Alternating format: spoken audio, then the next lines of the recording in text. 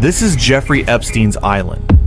To understand it fully, we've remodeled the entire island, and we've divided it into 3 main sections. So we can tell the complete story of how this place was built and what it was hiding.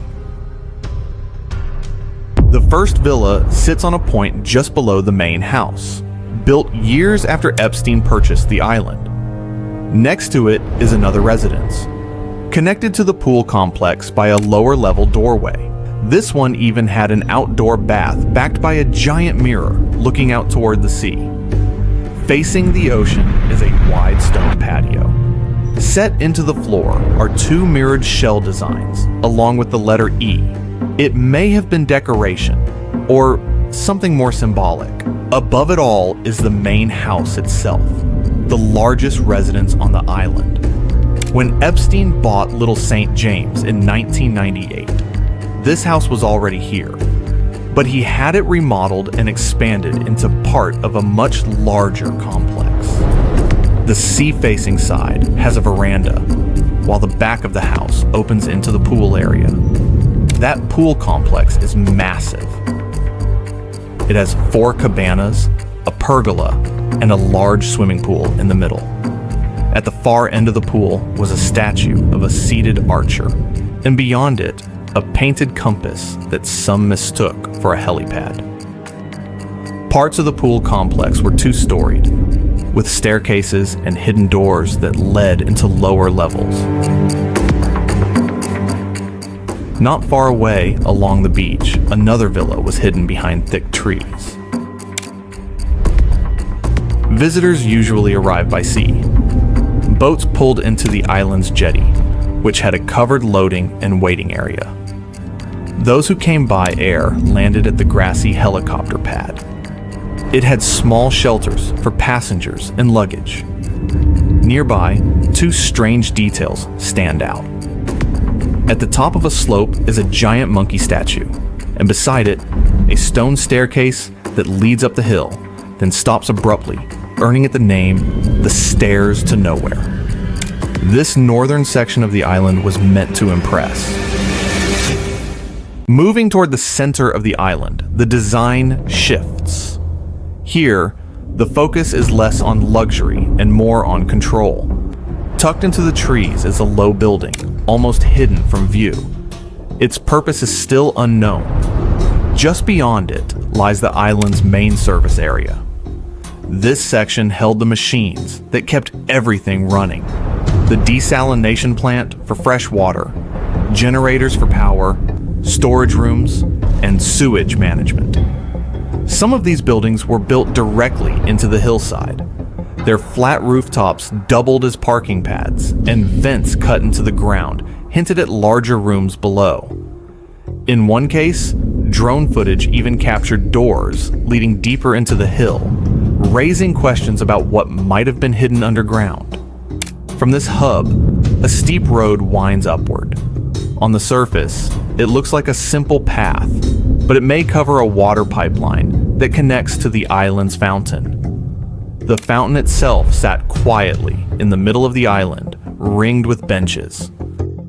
In one video, deer were seen grazing nearby, giving the strange sense of calm in a place filled with secrets. Closer to the southern edge of this section, a massive sundial stands.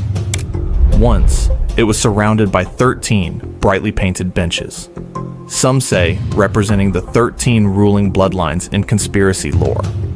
The face of the sundial resembles a Masonic design, another detail that fueled speculation. Nearby, smaller structures dotted the coast. One open-air cabana seemed to have massage tables beneath its straw roof. Another beachside building, now only ruins, may have been for changing clothes or toilets. Close to the sundial, an odd patch of beach is marked out on Google Maps, blurred as if to hide something. On higher ground sits a large building with 3 garage doors and a row of sealed windows. Some have described it as a staff barracks, others as storage.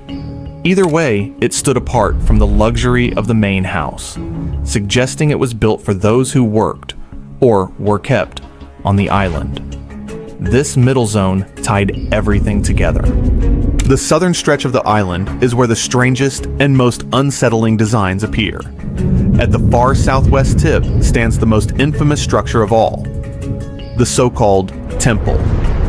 Painted in bold blue and white stripes, it once had a golden dome and statues of Poseidon and birds perched on its corners. From the outside, it looks like something out of another world. Early visitors described its inside as a music room with bookshelves, a grand piano, and even a portrait of Epstein with a pope. But by 2019, drone footage revealed only scaffolding, mattresses, and junk, as if it had been stripped bare. Some believe a small nearby shed hides entrances underground, though nothing has ever been proven. One site shows a pergola with 2 sealed doors built into the hillside. A second building that once stood here was destroyed during Hurricane Irma, leaving behind only a flagpole and a concrete slab. This part of the island also served as a dumping ground. Trash was buried under dirt, but over time, pieces surfaced again. Visitors later reported seeing everything from machinery to broken furniture left rotting under the sun. Above the dump is a second swimming pool. Unlike the grand pool complex near the main house, this one was smaller, attached to a 1,200 square foot building with a garage-style door. Other features add to the eerie design. A flight of stairs to nowhere climbs up the hillside, ending abruptly with a statue at its top. A large monkey statue sits nearby, silent and unsettling. At the highest point of the island, a tall telecom tower looms, with Wi-Fi repeaters fixed to buildings all around, ensuring constant surveillance and communication. Here, on this southern edge, beauty and mystery collide. The temple, the sundial, the sealed doors, and the landfill, all of it suggests an island designed not only for privacy, but for secrecy.